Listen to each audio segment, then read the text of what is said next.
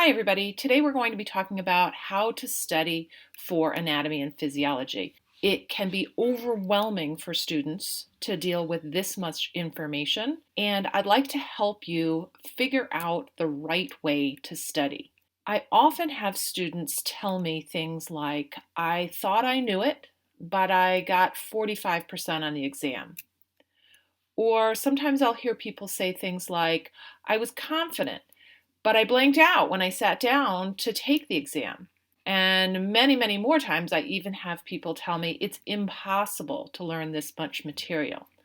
So, what's the problem with A&P? Why do students have so much trouble understanding how to study and how to do well on the exams? And I think the problem is the difference between recognition and recall. Let me give you a little analogy to talk about recognition and recall. So, imagine you're in the car and you're listening to the radio, and a song comes on the radio that you've never heard before, but it's a pretty catchy song. And so you're kind of bopping along to the song. You don't really know any of the words yet, but you like it. And then the way the radio works, probably in a half an hour, they're going to play the same song again. And this time you've heard it once before. And so you recognize it right away and you turn it up because you know you like it. Maybe you have a couple of the words down, maybe the chorus, because that repeats several times. And so you can kind of sing along to the song. And as the days go on and as that song is a week old or 2 weeks old, you start to feel like you know the song. You have a good recognition of the song. You can sing along to it at the top of your voice. However, if I were to ask you, sing me that song, would you be able to?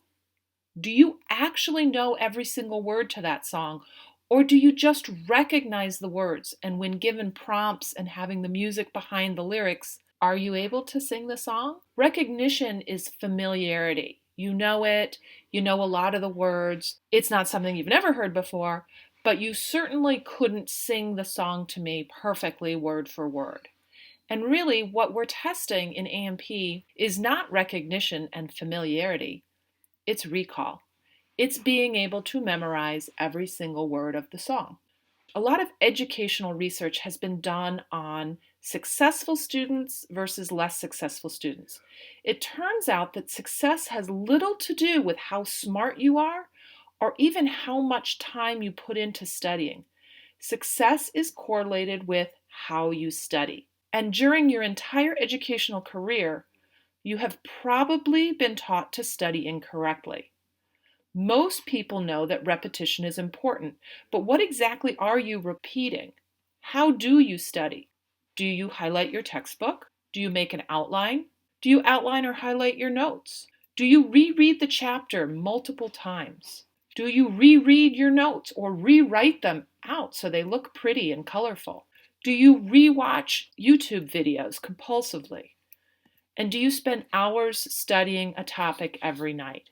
Here's the crazy thing. While I won't go so far as to call these strategies a waste of time, these are all ineffective methods to learn. Why are these ineffective? Rereading information that is right in front of you isn't very hard. The information is right there. And after rereading something a few times, you start to feel familiar with it. You start to recognize certain phrases. This leads to a false sense of security. Students often mistake this recognition for understanding and recall. This is often why students feel like they blank out on a test, because the phrase they recognize is not there. The same information is being assessed, but the words used are slightly different. It's like the analogy with the car radio. You think you know the song because you sing along to it. When someone tests you on the accuracy of your memory of each word in the song, you often don't know it as well as you think you do. In addition, all of those study methods on the last slide are ineffective because they are passive learning. Instead of being actively involved, the student is merely looking over work that was done by someone else, and the student just read it or copied it down. Why doesn't this help? I have bad news for you, and it's about how we learn and how our brains remember things. In order to remember things, you have to make new neural connections. You have to reinforce those connections to remember over time. The reason some activities help you learn more than other activities is that some of them force you to make more neural connections, and the connections that you make are stronger. The activities have to be harder than simply rereading a textbook or copying your notes. You have to struggle. The struggle is what you remember because it is hard. Your brain will remember the struggle. The very top of the learning pyramid are things like listening to lectures, reading your textbook or rereading your notes, even watching a movie or watching a demonstration. You see how there's very low percentages next to those activities? That corresponds to how much of that information you will remember 2 weeks later. What you really want to spend your time doing is active learning down at the bottom. You want to be actively participating and actively forcing your brain to struggle with the information. Think about learning to tie your shoes. I can tell you the steps of how to do it. I can show you a movie that demonstrates it. I could even show you in person how to do it. But how do you really learn to tie your shoes? The repetition is key, but it's not repetition of passive activities like watching me do it or listening to me tell you how to do it. You must actually practice tying your shoes yourself. And I don't know a kid on earth who learned how to tie their shoes the first time they tried it. Little kids take a long time to figure it out. And believe me, it is a struggle. It is filled with frustration and failure and tears because learning is struggle. When you are sitting down to study, I want you to follow these 3 steps. First, you have to gather the information and make sure that you understand it. To do this, you can read your textbook, you can listen to the lecture, you can take notes, you can ask questions. This is where most students stop. They read the textbook multiple times, they review their notes, and they think they're good to go. But all of the activities in step number 1 is just gathering information. Step number 2 is making connections. You must do this learning yourself because your neural connections will be different than mine or different than your study partners. In this stage, you need to do the work yourself to make connections. Step number 3 is retrieval and reinforcement. This is where repetition of those active learning activities takes place. This is why quizzing yourself is important, not just to test yourself, to make it hard for your brain to remember. This is also why you need to start learning early, because you want to make sure you have enough time to forget something a little bit and struggle to retrieve it. Remember, steps 2 and 3, you should have your notes closed because you're supposed to be struggling to remember information. You should only look something up if it becomes apparent that you can't remember it or you didn't really understand it. Then you go back to number 1 and gather information. So here's an example. I like to use charts. You might not like charts, but I like them because they're neat and tidy and orderly. One activity you might want to try is to use the charts I give you or create your own charts. This is a chart of the types of tissues that we will be learning in a few weeks. The first thing to do is gather the information. In this case, students are expected to know the structure, function, and location of all these types of tissues. For the second step, you would fill in the chart using your notes. This gives you a key that you can refer back to when you need to. Many students tell me that they would like me to provide a key for them so that they can make sure that they are studying the correct thing. However, here is exactly where the struggle. You were already given the information. So struggling to double check and make sure you have the right things written down is the very first part of the struggle, the beginning of the learning. If you copied this from a key I gave you, that's passive. You haven't really started to struggle yet. After struggling to find the information and make connections, now you need to try and reinforce those connections without your notes. So you get yourself a blank copy of your chart and you try to fill it in. You may not get very far. You might only be able to fill in a few lines, or maybe you can do a lot of it.